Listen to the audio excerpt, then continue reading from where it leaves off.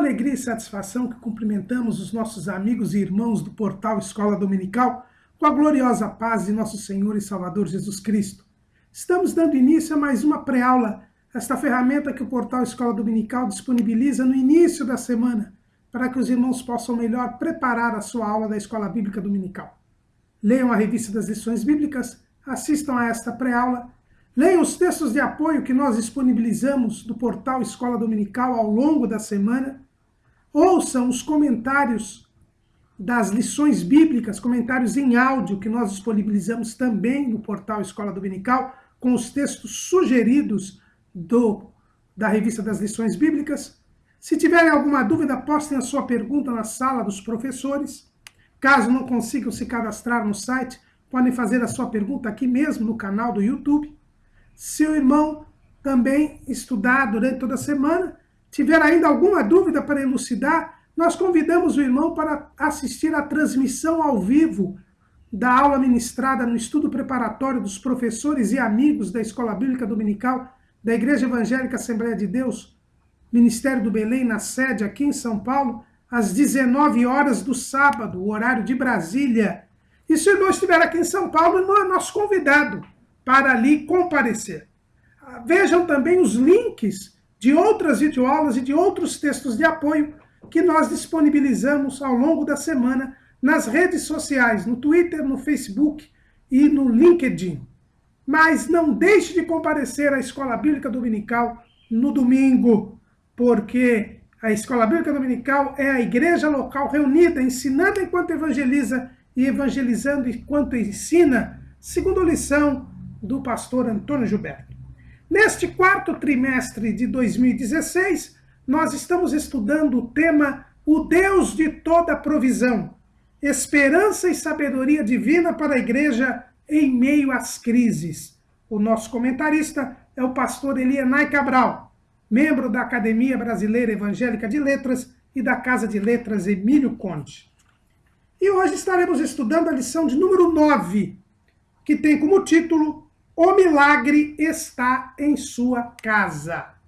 O milagre está em sua casa. Dentro da proposta desse trimestre, estamos estudando sobre a doutrina da provisão divina e estudando exemplos bíblicos de como Deus provê para, dentro destes exemplos, destes registros do texto sagrado, entendermos o que é a provisão divina e como devemos nos comportar diante das adversidades, esperando a divina providência. Hoje nós estaremos estudando o título O Milagre está em sua casa. E nós estaremos estudando, que os irmãos já devem ter percebido, estaremos estudando um dos milagres realizados pelo profeta Eliseu. Esse que é o profeta que, depois de Moisés, mais fez milagres no Antigo Testamento. A Bíblia registra 14 milagres do profeta Eliseu, que fez o dobro de milagres que fez o seu antecessor, o profeta Elias. O milagre está em sua casa. Então nós já vemos de pronto que a nossa lição fala de um milagre. E aí nós temos que definir o que seja milagre e qual o papel que o milagre tem na nossa vida espiritual e qual o relacionamento do milagre com a pessoa de Deus. O que é um milagre?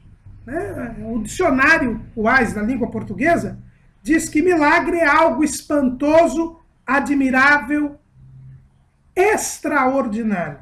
É um ato ou acontecimento fora do comum, inexplicável pelas leis naturais. É um fato ou acontecimento fora do comum que Deus realiza para confirmar o seu poder, o seu amor e a sua mensagem. Então, de pronto, nós vemos que o milagre é coisa de Deus. Somente podemos falar em milagre porque milagre é algo que só pode ser realizado por Deus. Por quê? Porque é um acontecimento que foge das leis da natureza. E só Deus está acima das leis da natureza, porque ele é o legislador. Ele foi quem fez as leis da natureza. E, portanto, ele pode intervir alterando o curso normal das coisas. E aí já vem uma objeção que os incrédulos, os ateus, que aqueles que não acreditam em Deus, costumam dizer. Ora, se Deus estabeleceu leis, os milagres não podem existir, porque se existem leis na natureza, estas leis não podem ser modificadas e, portanto, o milagre não pode existir. É impossível haver um milagre, porque o milagre seria a alteração das leis estabelecidas pelo próprio Deus. E como Deus o que faz, ele não muda, portanto, os milagres não existem. E ainda dizem esses pensadores, e se houver milagres, é porque não há Deus. Porque se Deus estabeleceu as leis da natureza e elas são descumpridas, é sinal que não há um ser que tenha estabelecido estas leis. E assim fica-se as pessoas confusas. Mas é verdade, se Deus estabeleceu as leis da natureza, então essas leis não podem ser rompidas. E, portanto, ou os milagres não existem, ou Deus não existe. Ou, como querem os incrédulos, nenhum nem outro. Esse pensamento, porém, é falacioso, ou seja, é falso. Porque, em primeiro lugar, Deus estabeleceu as leis para as criaturas e não para ele. Ele estabeleceu as leis, portanto, ele está acima das leis da natureza. Se Deus está acima das leis da natureza, ele pode sim intervir para que algo aconteça em desacordo com as leis que ele estabeleceu. E por que ele estabeleceu leis? Ele estabeleceu leis porque ele é um Deus ordeiro, porque ele é o Deus da ordem, ele não é Deus de confusão. É o que o apóstolo Paulo escreve lá em 1 aos Coríntios, capítulo 14, versículo 33. Porque Deus não é Deus de confusão, senão de paz, como em todas as igrejas dos santos. Então, Deus não é um Deus ordeiro. Ele é correto, ele é regrado, por isso o mundo reflete o seu Criador. É também ordenado. Ocorre que Deus tem propósitos. O mundo não é um fim em si mesmo. A criação não é um fim em si mesmo. Quando Deus criou todas as coisas, ele criou todas as coisas para revelar o seu poder, o seu amor e a sua mensagem. Deus não criou as coisas por criar. Não criou as coisas por um capricho. Ele criou tendo um propósito. Mostrar o seu poder, mostrar o seu amor e mostrar a sua mensagem. Comunicar-se com aquele que foi criado à sua imagem e semelhança, que é o ser humano. Por isso mesmo, Deus pode sim intervir nas leis da natureza quando isso está de acordo com o seu propósito. Vejam bem que Deus não muda, como dizem estes incrédulos.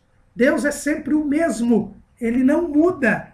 E nós não dizemos isto porque estes incrédulos o digam, mas porque a palavra de Deus o diz, lá em Malaquias, capítulo 3, versículo 6. Porque eu, o Senhor, não mudo. Por isso, vós, ó filhos de Jacó, não sois consumidos. E o irmão do Senhor, Tiago, repete esse mesmo pensamento, lá na sua epístola, no capítulo 1, versículo 17. Toda boa dádiva e todo dom perfeito vem do alto, descendo do Pai das luzes, em quem não há mudança nem sombra de variação. Por isso, Deus, quando ele quer mostrar o seu amor, o seu poder e a sua mensagem, ele pode sim alterar as leis da natureza, porque a criação foi feita para Deus mostrar o seu poder, o seu amor e a sua mensagem.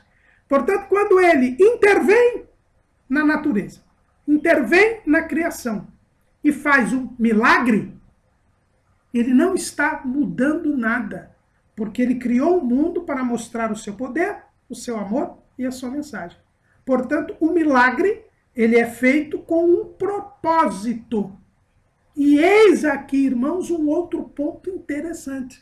O milagre é algo extraordinário, algo espantoso, admirável, algo que foge das leis da natureza, mas não foge do propósito de Deus. Portanto, todo milagre tem um propósito. E qual é o propósito do milagre?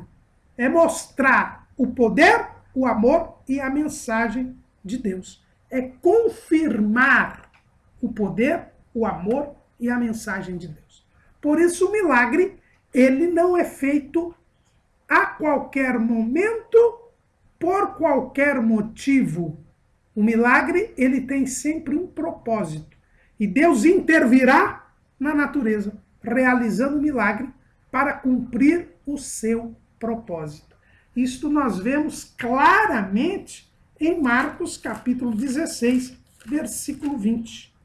E eles, tendo partido, pregaram por todas as partes, cooperando com eles o Senhor e confirmando a palavra com os sinais que se seguiram. Amém. Jesus faz milagres confirmando o evangelho que é pregado. Porque o evangelho, diz Paulo escrevendo aos Romanos, no capítulo 1, no versículo 16, ele diz assim: porque não me envergonho do evangelho de Cristo, pois é o poder de Deus para a salvação de todo aquele que crê, o primeiro do judeu e também do grego. Então Deus faz milagres para confirmar a pregação do evangelho, que é o poder de Deus para a salvação. Então os milagres têm um propósito, primeiro, de manifestar o poder de Deus para a salvação. O milagre, irmãos, está sempre sujeito ao propósito de salvar. Há milagres que são feitos e as pessoas, embora curadas de enfermidades, por exemplo, elas não se salvam? Nós temos o exemplo dos 10 leprosos. Jesus curou aos 10, mas só um, aquele que voltou para agradecer e que era samaritano, foi salvo. Então, nem sempre o milagre, ele vem acompanhado da salvação. Mas o propósito do milagre é sempre a salvação. Há um outro ponto. Para confirmar, diz aqui também o seu amor. A Bíblia mostra que Jesus tinha compaixão das pessoas enfermas e as curava, porque tinha compaixão delas, para demonstrar o seu amor para com elas. Então havia o propósito do milagre. E não há maior amor, a maior demonstração de amor do que a salvação. Deus amou o mundo de tal maneira que deu o seu Filho unigênito para que todo aquele que nele crê não pereça, mas tenha a vida eterna. E depois nós temos o propósito da mensagem, a confirmação da palavra, da mensagem do Evangelho.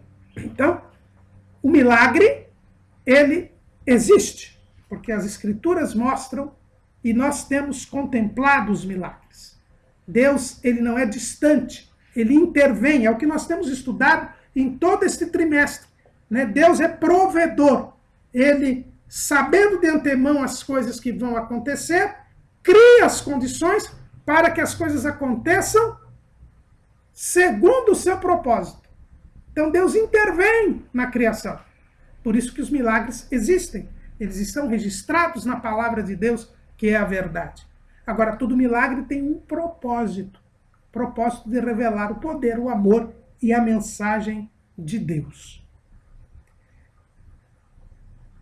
Os ministérios de Elias e de Eliseu foram caracterizados por sinais e prodígios. A Bíblia nos mostra Moisés como o profeta que mais sinais e prodígios fez no Antigo Testamento. Lá em Deuteronômio, no capítulo 34, está escrito assim, e versículo 10, e nunca mais se levantou em Israel profeta algum como Moisés, a quem o Senhor conhecera cara a cara, nem semelhante em todos os sinais e maravilhas que o Senhor o enviou para fazer na terra do Egito, a Faraó e a todos os teus servos e a toda a sua terra, e em toda mão forte e em todo espanto grande que obrou Moisés aos olhos de todo o Israel. Então aqui nós vemos que Moisés, ele foi um profeta que fazia sinais e prodígios. Depois de Moisés, nenhum profeta estava a fazer sinais ou prodígios. Ele tinha esse papel de fazer sinais, prodígios e maravilhas. Porque Deus o chamou para ser o libertador e quis mostrar ao povo de Israel que ele era o único e verdadeiro Deus. Havia um propósito para Moisés realizar sinais, prodígios e maravilhas. Era para que Israel cresce que o seu Deus, o Deus de Abraão, de Isaac e de Jacó, era o único e verdadeiro Deus, o Deus todo-poderoso, que havia sido revelado aos patriarcas. Quando Israel teve esta noção com Moisés e recebeu a lei de Moisés, não havia mais a necessidade de que houvesse um profeta com sinais, prodígios e maravilhas. Os profetas que se seguiram não realizaram prodígios nem sinais. Até porque havia promessa da parte de Deus de que haveria de surgir um outro profeta, como Moisés, que também realizaria sinais, prodígios e maravilhas e que resgataria o povo. E nós sabemos que este profeta é o nosso Senhor e Salvador Jesus Cristo. Estava lá profetizado por Moisés, lá em Deuteronômio, capítulo 18. O Senhor, versículo 15, o Senhor teu Deus te despertará um profeta do meio de ti, de teus irmãos, como eu. A ele ouvireis. Então, um profeta que também realizaria sinais, prodígios e maravilhas. Ocorre que a nação de Israel entrou em uma apostasia muito grande. Depois da divisão dos dois reinos, o reino do norte, o reino das 10 tribos, estava envolvida com o culto a Baal, implantado por Jezabel, que era princesa de Sidom, né, a região ali da Fenícia, filha de Etibaal, e em Sidom, Jezabel se casa com Acabe, que era o filho de Onri, que era o rei de Israel, e traz para Israel o culto a Baal e o culto a Azera. E por trazer o culto a Baal e o culto a Azera, começa a haver uma disputa para saber qual seria o Deus de Israel. O Deus de Israel ou Baal? E essa disputa, com vantagem para Baal, fez com que Deus levantasse um profeta, Elias, que começou a fazer sinais e prodígios para mostrar que a natureza estava sob o comando de Deus e não de Baal. Porque Baal era o deus da fertilidade, o deus da natureza, o deus das colheitas. Por isso que Elias, a primeira coisa que fez foi fechar o céu. Depois, mandar fogo do céu. Depois, orar para que chovesse. E aí, houve 7 milagres feitos por Elias. E Elias é sucedido por Eliseu, porque o ministério de Elias não havia terminado, na verdade. Quando Elias subiu aos céus, pois Elias não morreu, Eliseu prosseguiu o seu ministério. Era um ministério que tinha um propósito, o propósito de mostrar que o único e verdadeiro Deus é o Deus de Israel, o Deus que havia libertado Israel do Egito. Por isso esses 2 profetas realizaram sinais, prodígios e maravilhas, por causa da apostasia do povo. E diante desta situação de apostasia, Deus então levanta Elias e Eliseu com sinais. Elias fez 7 milagres e Eliseu fez 17 milagres. Fez 14 milagres, desculpe. É o dobro. Né? Por isso que Eliseu, quando pediu porção dobrada do Espírito de Elias, ele fez o dobro de sinais que Elias fez na terra. Eliseu é um nome que quer dizer Deus salva, Deus é salvação. Esse era o objetivo do ministério de Eliseu, né? Levar o povo a se converter, a se salvar. E dentre os milagres que Eliseu fez, nós temos este milagre que é o tema da nossa lição de hoje, que é o milagre da multiplicação do azeite da viúva do profeta. Na sequência que é apresentado nas Escrituras, nós temos aí este como sendo o 5º milagre do profeta Eliseu. Esse milagre está narrado no capítulo 4 do 2º livro dos Reis.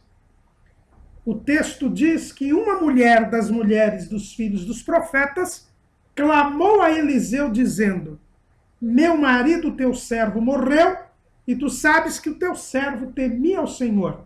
E veio o credor a levar-me os meus 2 filhos para serem servos. A esta altura do ministério de Eliseu, Eliseu já era conhecido nacionalmente como profeta. Ele que tinha sido apenas um auxiliar obscuro do profeta Elias, já estava sendo conhecido. Por quê? Porque ele havia salvado 3 reis e seus exércitos no deserto de Moabe. O rei de Israel, o rei de Judá e o rei de Edom estavam em guerra contra o rei de Moabe e foram guerrear e foram atacar Moabe pelo deserto.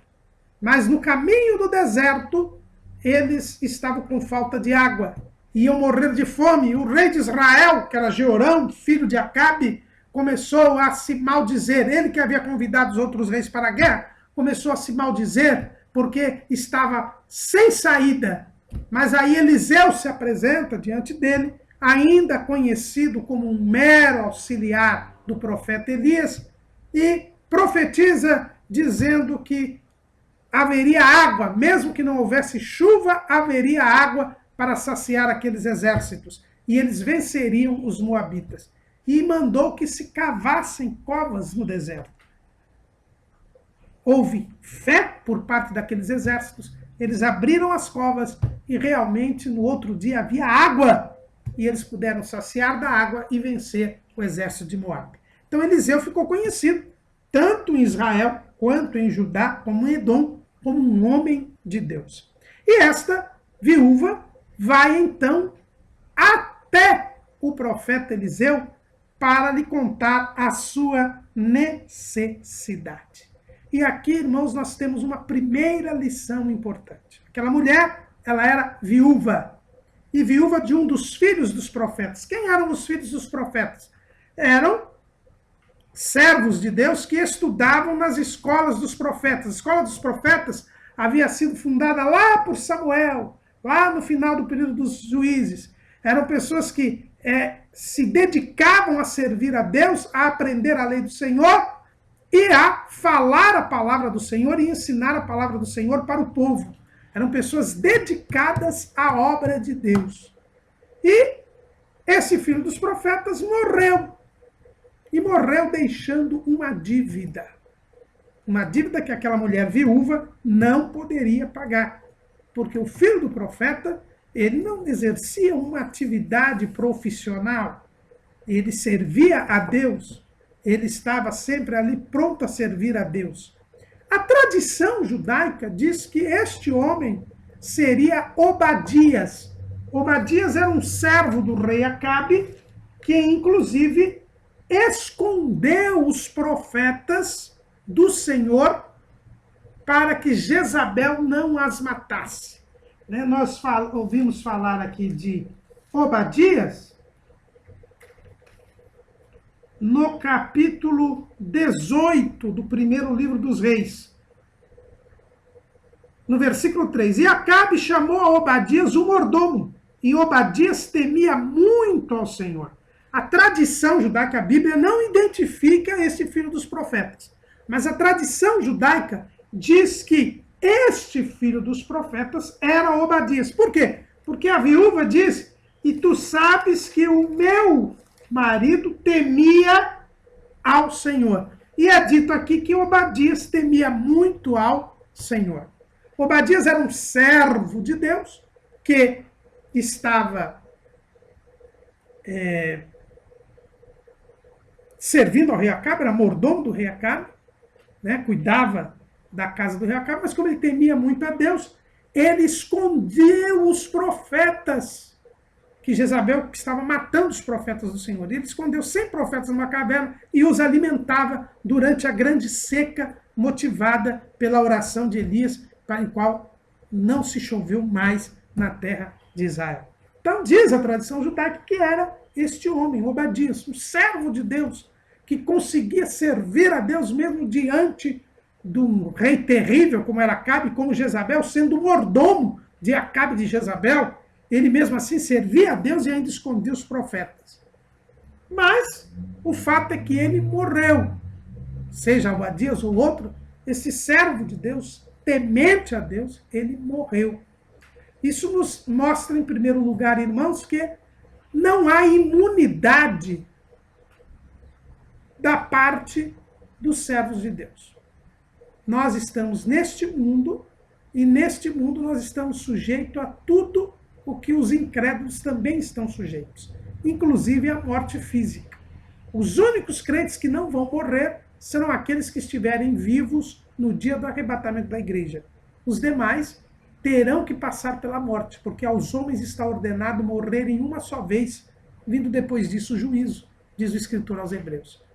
Deus dá o sol tanto a justos como a injustos, tanto a bons quanto a maus, e nós dá a chuva também a bons e a maus, a justos e a injustos. Então não existe isto que a teologia da confissão positiva vem pregando, e muita gente, infelizmente, acreditando nesta balela, que é dizer que o servo de Deus está imune ao Senhor, a todo e qualquer problema, a toda e qualquer dificuldade, a toda e qualquer adversidade. Quem é fiel a Deus, quem está em comunhão com Deus, não fica doente, não fica pobre, não passa necessidade. Isso não é verdade. Esta viúva era casada com um homem que temia a Deus e este homem morreu. Porque todos estamos no mundo e sofrendo as aflições deste mundo. Esse é o primeiro ponto que a gente deve observar. Aquele homem morreu e morreu devendo uma dívida que aquela viúva não poderia pagar. A segunda coisa que a gente percebe aqui, irmãos, e é importante, é que no momento da dificuldade, quando aquela mulher viu que não tinha como pagar aquela dívida, e os credores vieram para levar os seus filhos, porque a lei determinava que quando alguém não tinha com o que pagar, deveria ser escravizado para pagar a dívida com o seu trabalho, e em Israel, o único diferencial desta lei era que o servo hebreu só poderia ficar 6 anos escravizado. A verdade é que aquela viúva tinha filhos que, pelo jeito, eram pequenos e eles seriam levados pelo credor. E aquela mulher ficaria sem os filhos e sem condições de sobreviver, porque ela era uma viúva, desamparada. Naquele tempo não tinha previdência social. E então, aquela mulher faz o quê? Diante daquela situação insolúvel, ela corre ao homem de Deus. E é outra lição que nós devemos aprender, irmãos. Nós temos que recorrer a Deus. Naquele tempo, que era a dispensação da lei, você tinha que recorrer ao profeta, porque era o profeta que era visitado pelo Espírito Santo. O Espírito Santo não habitava em todo o povo de Israel. Habitava nos profetas. Aliás, não habitava nos profetas. Visitava os profetas. Hoje não. Hoje nós temos o Espírito Santo que habita em nós. É o que disse o Senhor Jesus, foi promessa cumprida de Jesus. Lá em João, capítulo 14, versículo 17. O Espírito de verdade que o mundo não pode receber, porque não o vê nem o conhece. Mas vós o conheceis, porque habita convosco e estará em vós. Por isso, irmãos, nós não temos que correr atrás de profetas. Hoje muitos crentes correm atrás de profetas e isso é completamente errado. Porque nós não temos que correr atrás de profetas, nós temos que ir à presença de Deus. E Jesus Cristo já nos abriu o caminho e nós podemos entrar no trono da graça diante de Deus, tendo Jesus intercedendo por nós à sua direita e pedir ao Pai. Por isso que Jesus, quando nos ensinou a orar dizendo, Pai Nosso. Porque nós temos livre acesso agora, por Jesus, ao Pai, a Deus. E, portanto, nós temos que recorrer a Deus. Nos momentos de dificuldade, nos momentos de crise, nós devemos recorrer a Deus. Recorrer ao Senhor. Há um hino na harpa cristã que fala a respeito desta atitude que nós devemos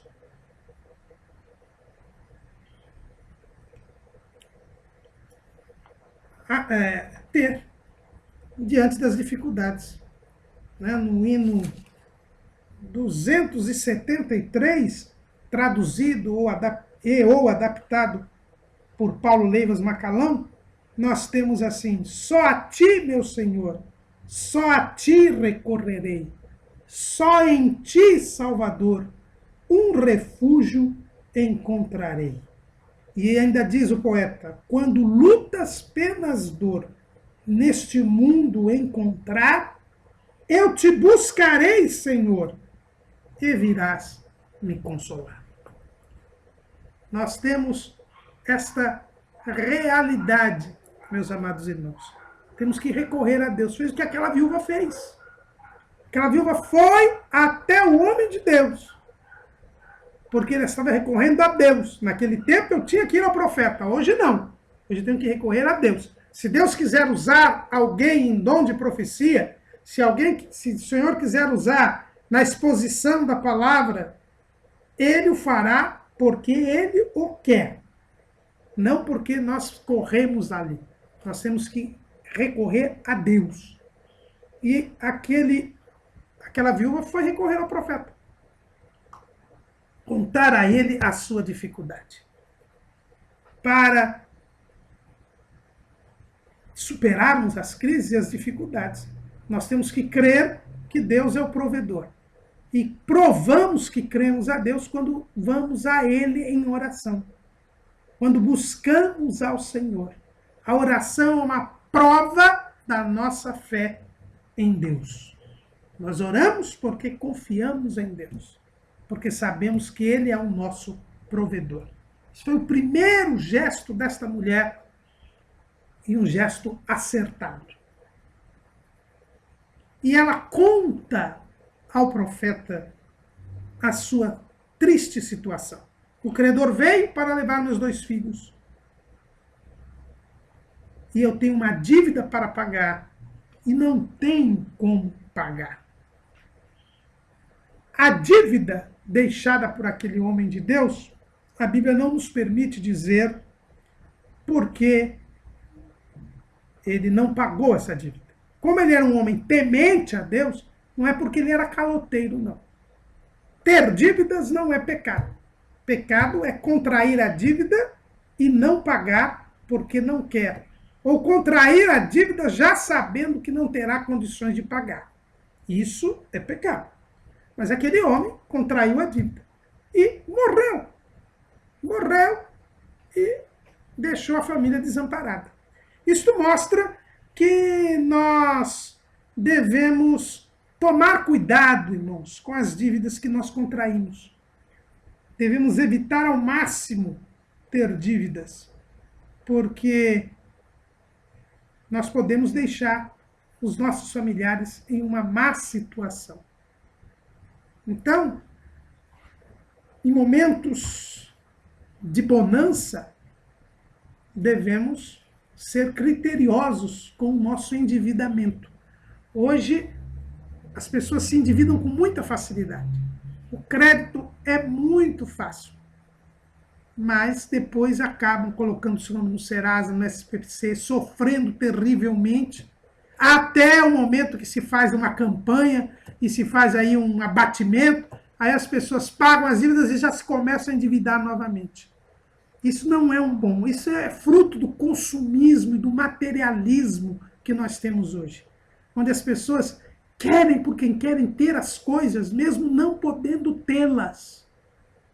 Não podemos ter esse espírito de ganância, esta prisão pelas coisas materiais. Nos momentos de bonança, devemos ser comedidos. E nos momentos de crise, ainda mais. Evitar o endividamento, porque nós não sabemos o dia de amanhã. Não sabemos se amanhã estaremos empregados ou não. Não sabemos se amanhã estaremos recebendo o mesmo salário ou não. Não sabemos se amanhã estaremos com saúde para trabalhar ou não. E mais do que isso, não sabemos se estaremos vivos amanhã. Então, nós devemos ser muito criteriosos no endividamento, para evitar estas circunstâncias desagradáveis que aquela mulher estava passando por causa do seu marido, que era um servo de Deus. A Bíblia não diz que este marido não era um servo de Deus, mas ele talvez não tenha sido cuidadoso o bastante. Lá em Romanos, capítulo 13, versículo 8, Paulo nos fala qual deve ser o nosso comportamento. A ninguém devais coisa alguma, a não ser o amor com que vos ameis uns aos outros. Porque quem ama aos outros, cumpriu a lei. Então devemos ter muito cuidado, irmãos, no endividamento. Estamos numa crise pesada, mas muitas pessoas estavam já ruins antes da crise, porque não tiveram cuidado no endividamento. Nós temos que amar uns aos outros e amar os nossos familiares e não deixar os nossos familiares com dívidas nossas para pagar se nós passarmos para a eternidade.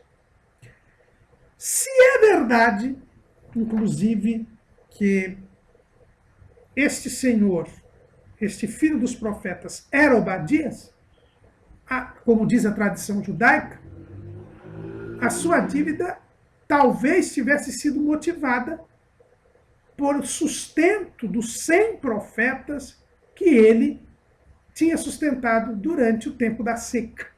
Então era uma dívida causada por motivos meritórios, por ajuda a quem precisava, por um temor a Deus. Então também nós temos que entender isto. Quando nós formos buscar a Deus, pedindo a Deus que nos socorra nas dificuldades financeiras, devemos também sopesar qual a motivação deste endividamento. Foi por consumismo, por materialismo, por inveja. Eu comprei um produto só porque o vizinho também comprou e eu não poderia ficar sem. Eu comprei um carro novo mesmo não tendo condições de pagar, porque o meu vizinho também tinha um carro novo. Irmãos, tenhamos cuidado com isso. A Bíblia diz: de que se queixa o homem? Queixe-se dos seus próprios pecados. Se o nosso endividamento é decorrente de uma atitude pecaminosa, nós deveremos arcar com as consequências dos nossos pecados. Deus perdoa os pecados, mas as consequências nós temos de colher. É a lei da ceifa. Paulo bem a descreveu lá em Gálatas, capítulo 6, versículo 7. Não erreis. Deus não se deixa escarnecer, porque tudo que o homem semear, isso também ceifará. Há muitas pessoas se queixando de Deus, porque não foram, ou estão passando por graves necessidades, porque compraram o que não deviam, compraram por inveja, compraram por consumismo, e agora estão sofrendo as consequências desse seu ato. Recorra a Deus, mas se lembre, peça primeiro perdão a Deus, confesse o seu pecado. Não era o caso desta viúva.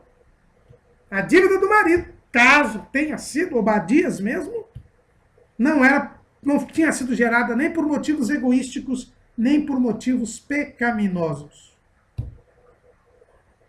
Outra coisa que nós observamos aqui é que a nossa vida é temporária, né?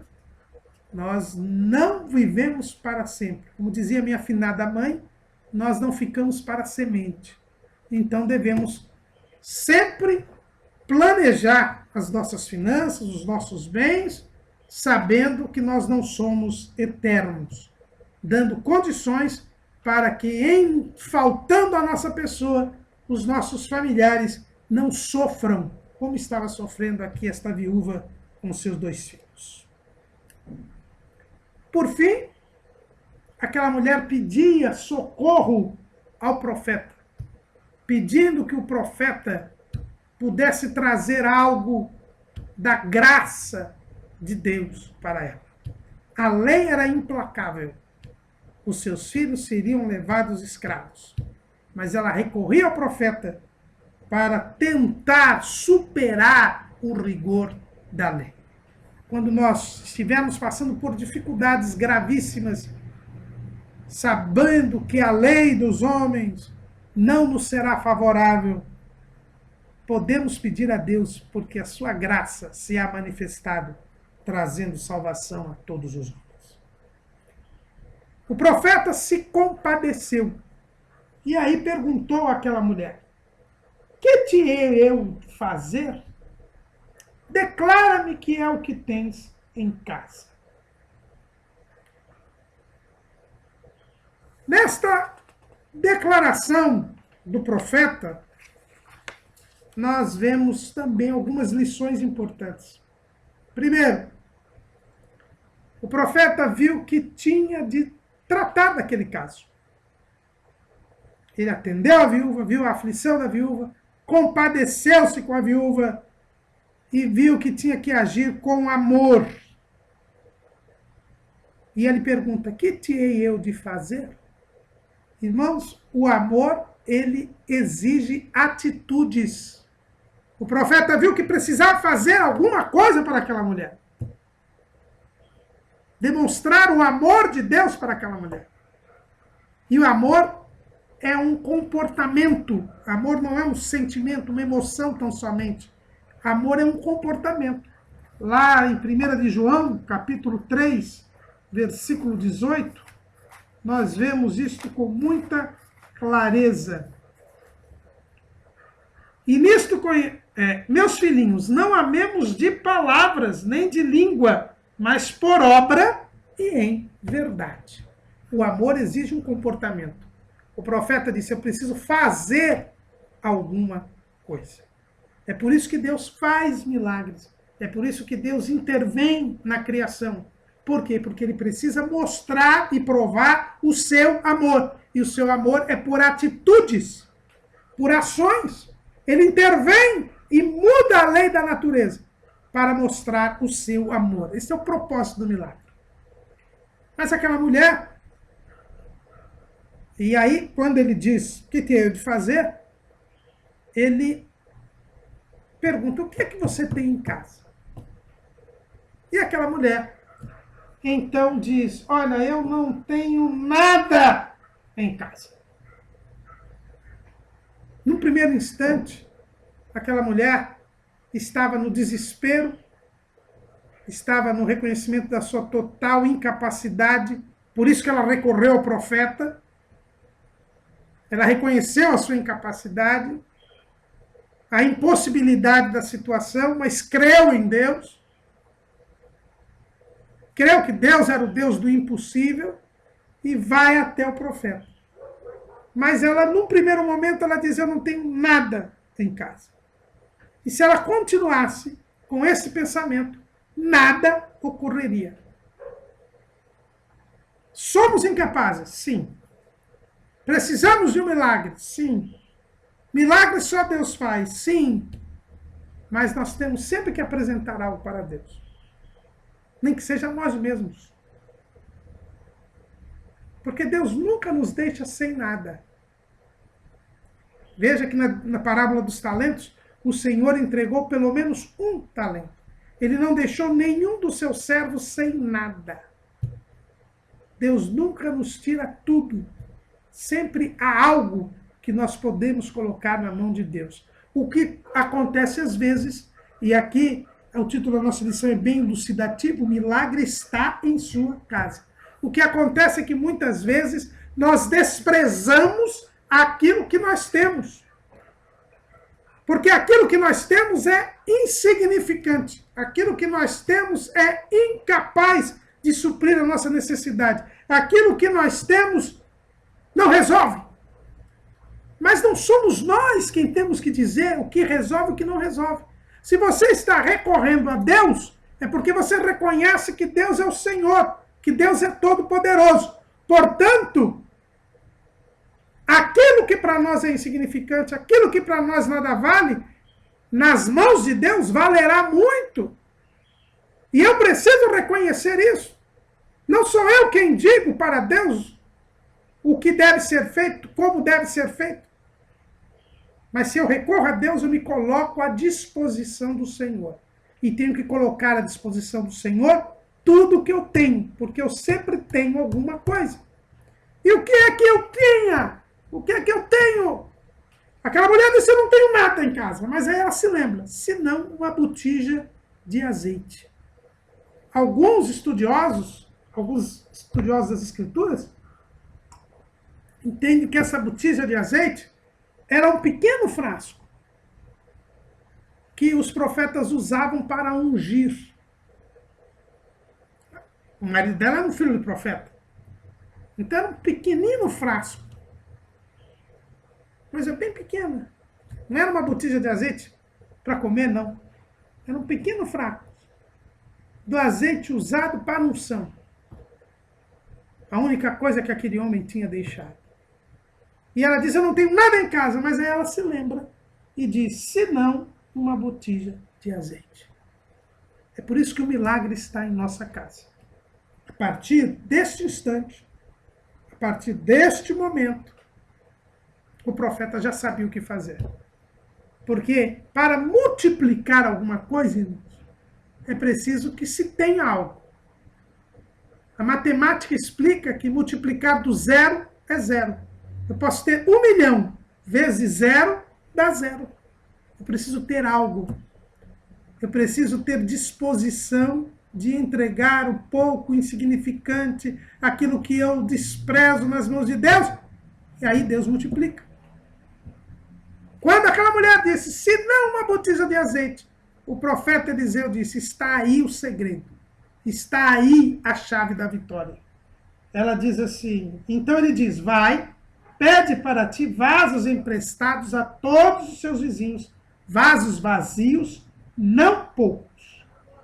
Entra e fecha a porta sobre ti e sobre teus filhos, e deita o azeite daí em todos aqueles vasos, e põe à parte o que estiver cheio. Essa foi a ordem da mulher. Quando eu digo que não tenho nada, é porque eu estou sendo incrédulo. Eu tenho que ter pelo menos a fé. A incredulidade impede a ação de Deus nas nossas vidas. Nós vemos isso na cidade em que Jesus foi criado, em Nazaré. Lá em Mateus, no capítulo 13, no versículo 58, nós vemos assim, e não fez ali muitas maravilhas, por causa da incredulidade deles. Nazaré, justamente a cidade onde Jesus foi criado, viu poucos milagres de Jesus por causa da incredulidade. Quando eu digo que não tenho nada, quando eu não me disponho a ter pelo menos a fé, eu impeço a ação de Deus na minha vida.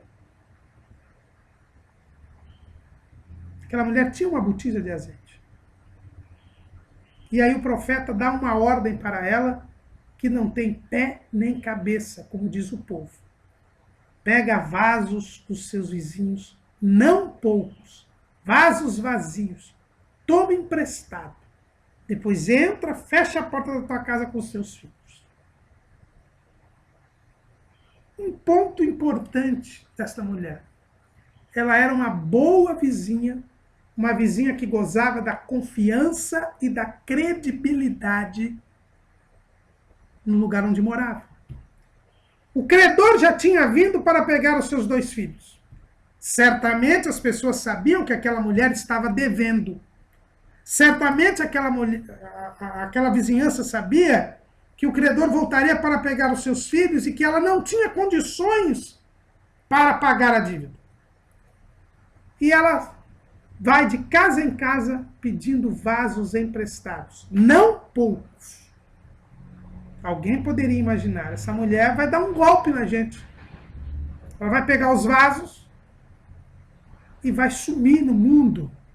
Fugir com seus filhos do credor. Alguém podia dizer, como que eu vou emprestar alguma coisa para esta mulher se ela está devendo e não paga o seu credor? Mas aquela mulher tinha credibilidade, tinha confiança dos seus vizinhos, ela tinha bom testemunho, ela era uma serva de Deus, ela era honesta, ela era trabalhadora, ela estava passando por dificuldades, mas ela tinha um nome na vizinhança. E por isso os vizinhos emprestaram os vasos para ela.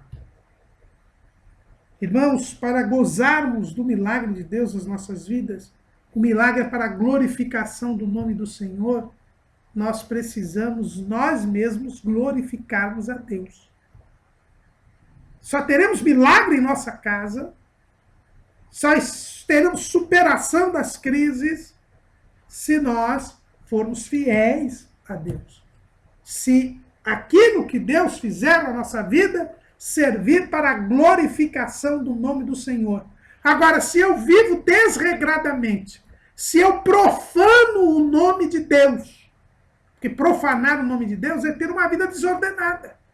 Quando eu tenho uma vida desordenada e alguém diz, olha, é crente, eu estou profanando o nome de Deus. Deus não irá fazer milagres em nossa vida se o nome dele está sendo profanado por nós. Aquela mulher, ela tinha um bom testemunho. E ter um bom testemunho é uma condição para que haja milagres em nossas vidas. É uma condição para que haja milagres em nossas vidas. Até os inimigos de Jesus, até os principais da sinagoga, chegaram para Jesus e disseram para ele que estava muito doente, um servo de um centurião, se ele podia ir lá para curá-lo. E Jesus resolve ir até a casa daquele centurião. E um dos motivos pelos quais aqueles principais pediram a Jesus para que fosse até a casa do centurião é por causa do testemunho que aquele homem tinha. Apesar dele ser gentil, ele fazia bem a todos os judeus, a todas as pessoas da sinagoga. E Jesus se dispôs aí, não foi porque aquele centurião mandou o servo dizer que não precisava ele ir, bastava uma palavra de Jesus para que o seu servo fosse curado. E Jesus enaltece a fé daquele homem e o servo realmente é curado à distância. Mas foi o bom testemunho daquele centurião diante dos judeus que fez com que os judeus pedissem para Jesus para que fosse atender aquele homem. O testemunho é uma condição. A mulher tinha uma ótima convivência com sua vizinhança, tinha credibilidade e por isso conseguiu os vasos. Pegou os vasos, fechou a porta e depois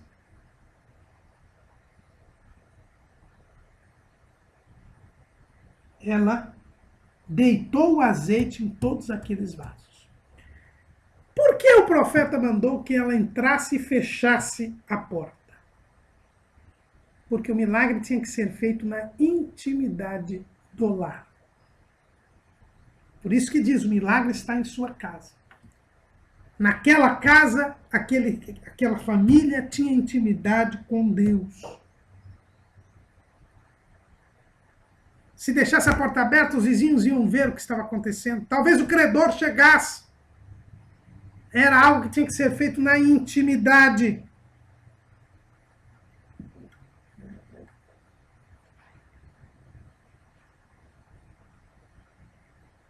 Deveria se recolher a intimidade com Deus.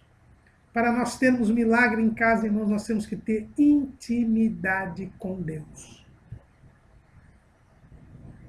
E muitas vezes as dificuldades vêm em nossas vidas para que nós despertemos e nos aproximemos mais do Senhor. É por isso que a provação, ela não tem o objetivo de fazer mal ao homem. O aparente mal ao servo de Deus na dificuldade é, em verdade, uma oportunidade que Deus abre para nos dar um bem maior, que é a aproximação dele. Porque aproximar-se de Deus é um bem para o homem. Não é? Lá no Salmo 73, Asaf diz no versículo 28, mas para mim, bom é aproximar-me de Deus, pus a minha confiança no Senhor Deus para anunciar todas as suas obras. Deus muitas vezes nos permite passar por agruras, por dificuldades, por adversidades, exatamente para que nós lembremos que o Senhor quer que nos aproximemos dele.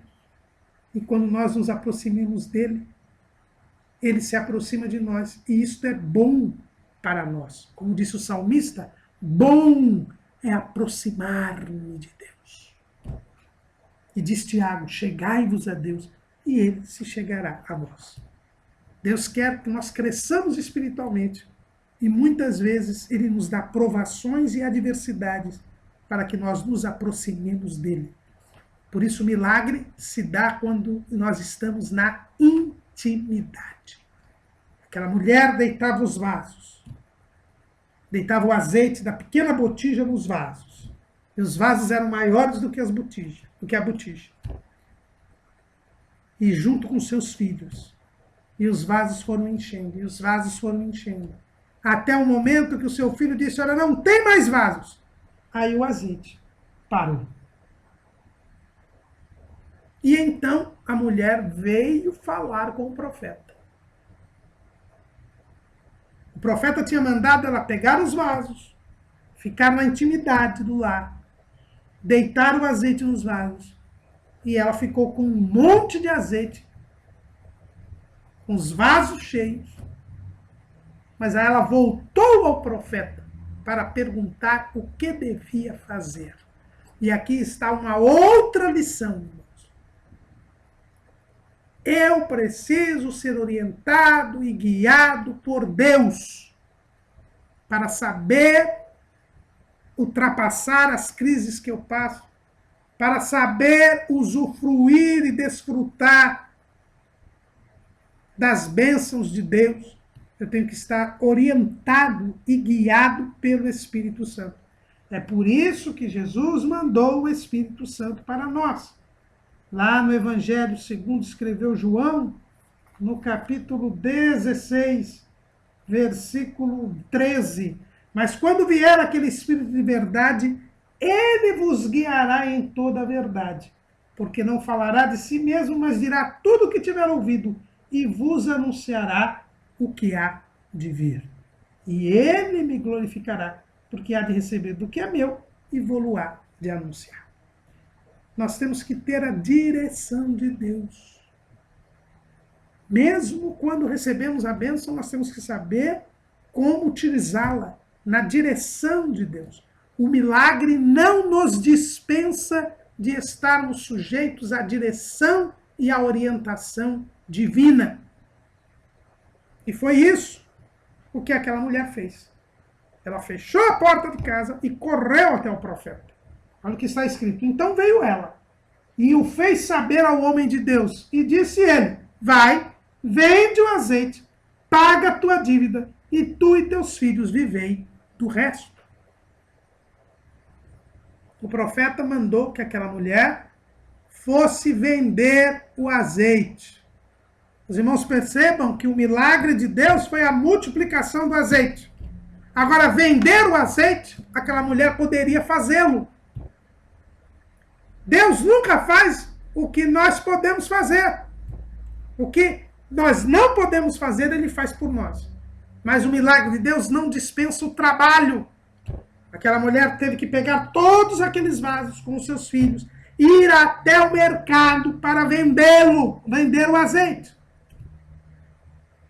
Não se sabe quanto tempo ela demorou para vender aquele azeite. Mas ela teve que vender. Porque foi a ordem do profeta. A orientação do profeta. Ela teve que fazer a sua parte. Porque Deus quer que nós cooperemos com Ele. É por isso que Deus vai nos levar para o céu, porque Ele quer coabitar conosco. Ele tem prazer em ter a nossa companhia. Ele não precisa da nossa companhia. Nós precisamos da companhia dele. Mas Ele tem prazer em nos acompanhar, em partilhar, em participar conosco. Aquela mulher teve que ir até o mercado, ir com os seus filhos e vender o azeite, trabalhar. Daí porque, irmãos, cuidado com estas pregações. Os irmãos devem ter ouvido muitas pregações. Aliás, acho que propositadamente o nosso comentarista, pastor Elianai Cabral, escolheu esta passagem porque é uma passagem muito explorada na teologia da prosperidade.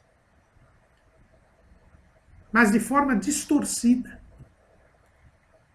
Onde se prega um Deus que faz tudo e você não precisa fazer nada, só confiar. Em que você terá uma vida regalada, e que de desempregado você passa a ser um empresário. Rico, famoso e no luxo. Que não vai precisar mais trabalhar. Eu já ouvi pregações com base nessa passagem ensinando isso. Mas esse texto não diz nada disso. Aquela mulher teve que ir trabalhar. Vendeu o azeite. Pagou a dívida. E viveu do resto com seus filhos. Isso não quer dizer que o dinheiro que sobrou deu para ela ficar sem precisar trabalhar, sem precisar que seus filhos trabalhassem até o fim da vida deles. Não é nada disso que está escrito aqui.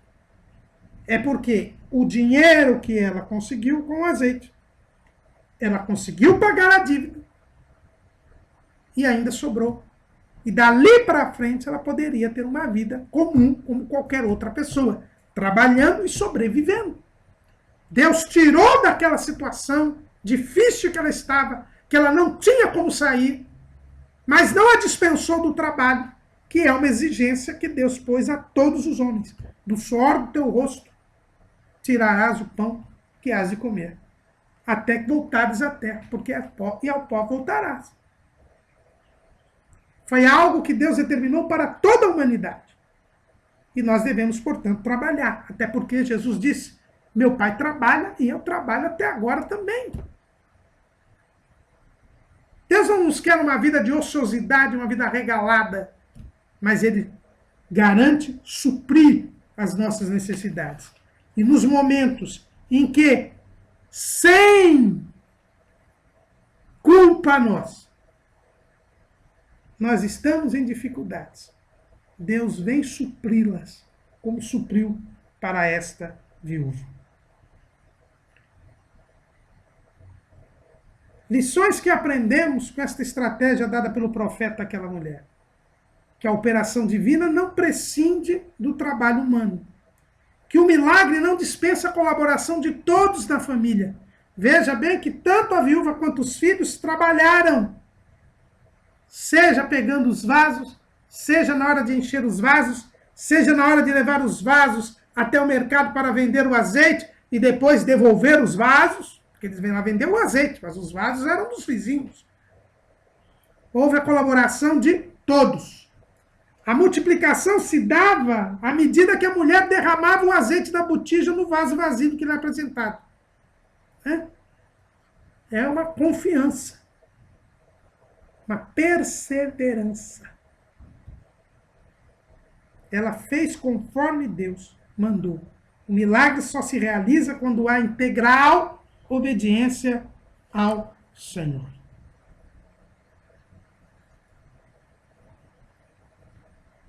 E quando os profetas disse, vivei do resto, o profeta dá uma outra lição para aquela mulher. Olha, agora você tem um capital. Não o despreze. Não consuma com ele. Aprenda a poupar. Não se endivide. E você nunca mais passará por essa situação desesperadora. Esse foi o efeito pedagógico do milagre.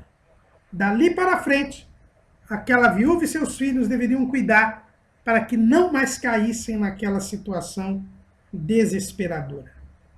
A prudência que faltou para o falecido, agora era ensinada para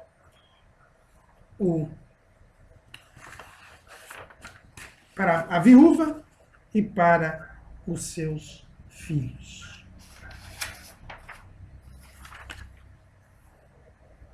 Deus mostrou, através do seu profeta, o grande amor que ele tinha, não só para com aquela viúva e seus filhos, mas com todos os servos fiéis. Se aquele homem era Obadias, Deus agora mostrava que ele cuidava dos servos fiéis. Muitos poderiam dizer, aquele homem que guardou os profetas, deixou a mulher desamparada. Será que valia a pena servir a Deus mesmo? Deus faz o milagre para mostrar que vale a pena.